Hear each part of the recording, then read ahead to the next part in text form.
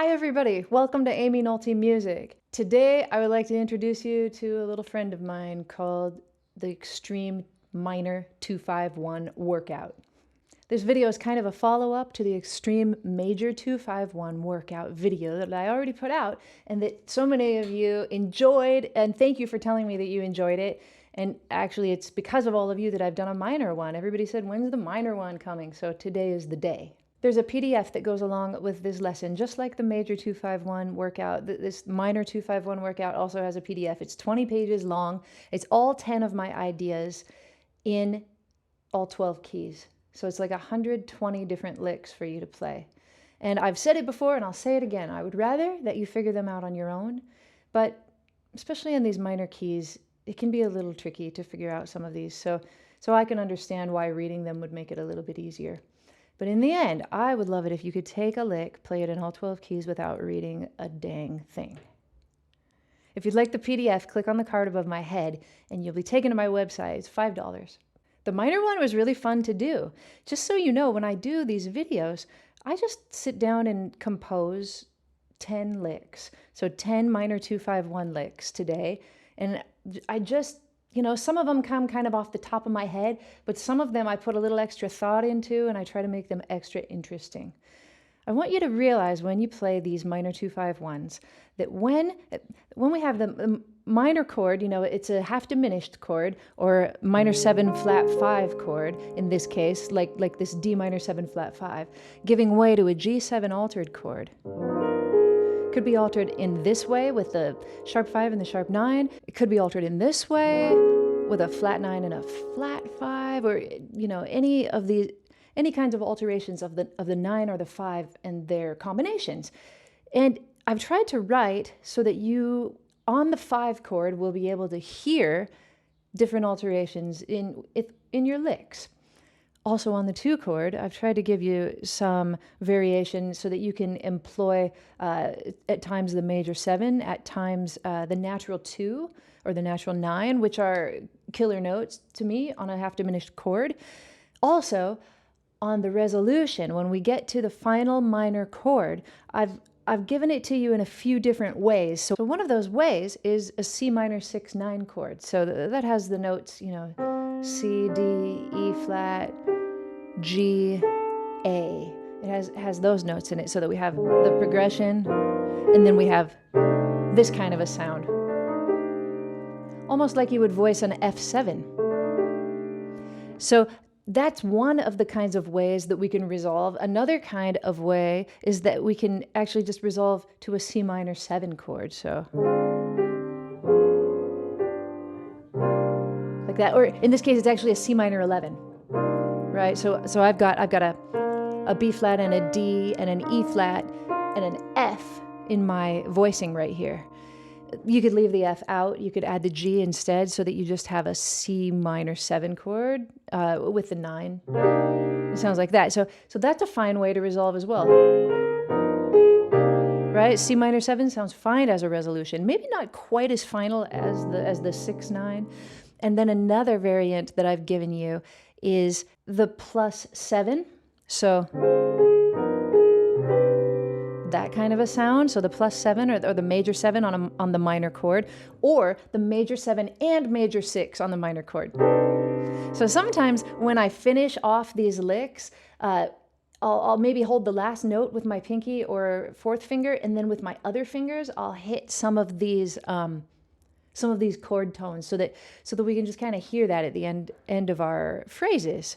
Also, I want to say thank you to Juliana Silveira, who has graciously put all of these in finale for me. It saved me a lot of time.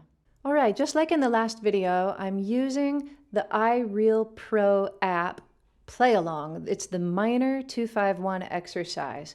So that makes it really easy. You've got a backing track already playing along with you.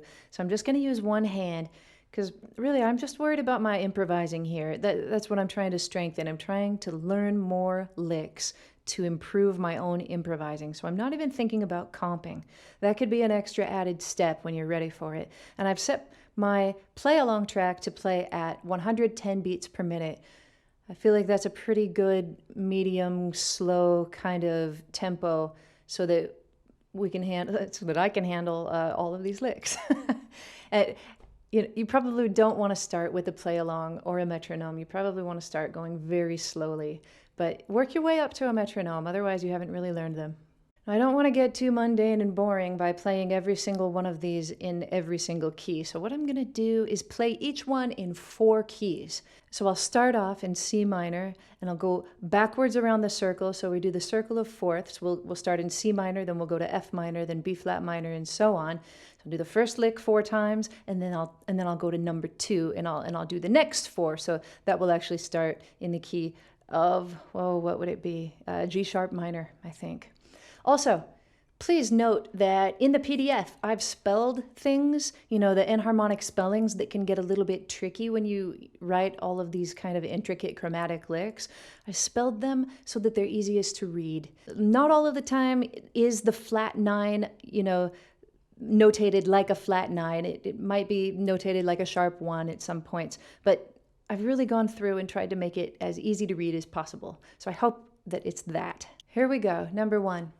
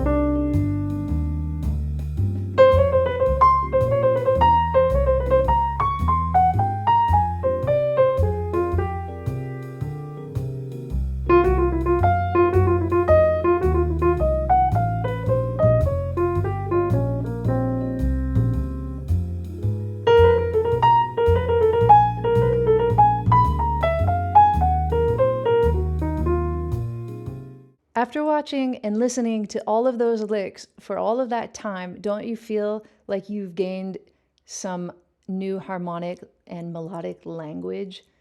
Don't you feel like it's kind of seeped into who you are? And maybe you should run to your instrument right now and see if some of it comes out when you play these minor 2-5-1s. Don't you feel like you ought to play some tune that has some minor 2-5-1s in it and see if these ideas are already coming out and you're improvising? If not, you should feel that way. Thank you so much for hanging out with me. I always have a good time. It was fun. And I'll see you next time on Aimee Nolte Music.